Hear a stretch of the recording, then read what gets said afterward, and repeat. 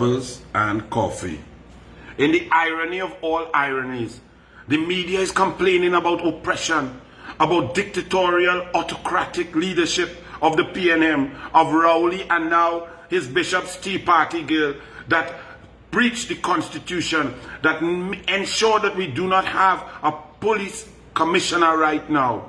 They express an entire editorial saying the media was denied entry, autocratic decision to the inauguration of Farley Augustine as Chief Secretary and all of the new members of the THA. Well expressed and well media, Thomas Niemöller's poem, his great work comes to mind. Because when they thwarted the UNC and they cut time under COVID-19 nonsense, cut speaking time, cut numbers that could be in the house, cut the amount of time you could spend in the house, you said nothing. You analyzed no science.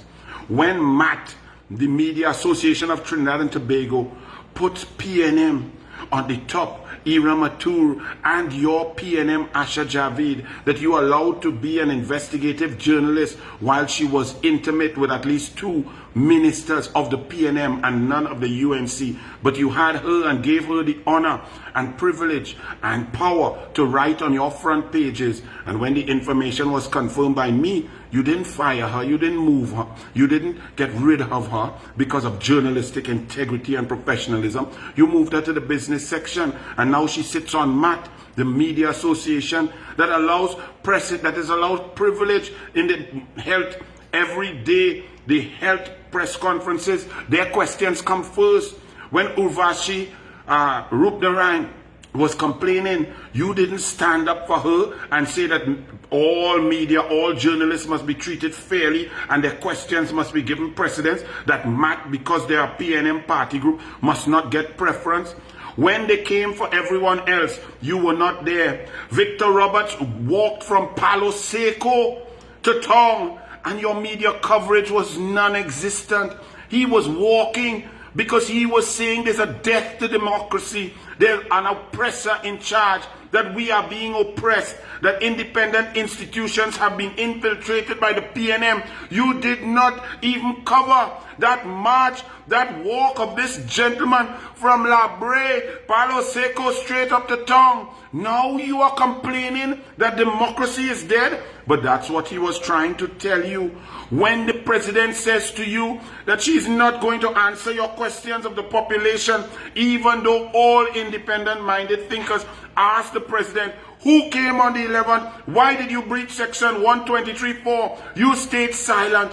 While the speaker, Anisette George, muted the mics of the opposition at a critical time in our history when all the opposition wanted was to be heard, to uphold democracy, to ask questions, to get a tribunal, to fact find, to provide information. Where were you fighting for democracy expressed? You created the dictator. You allowed the oppressor to rule, and now you cry, I shed no tear for you express. I give you no napkin to wipe your tears. You left our democracy unprotected. You are the fourth estate, and now you cry when it hits you, when it reaches home to you, and you are rejected from an inauguration, a historic moment in time in Trinidad and Tobago.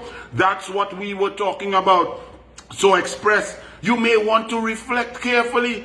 Go and look, don't take my word for it. Go back 10 years and look at your editorial position. Look how you allowed Rowley to rise. You didn't write liars, liar Rowley, emailgate liar, disgusting liar, nasty liar, get this man out of politics liar. When he brought the emails, when UNC brought that he did not fill out his Form B, just Saturday gone, you put UNC liars on the front page.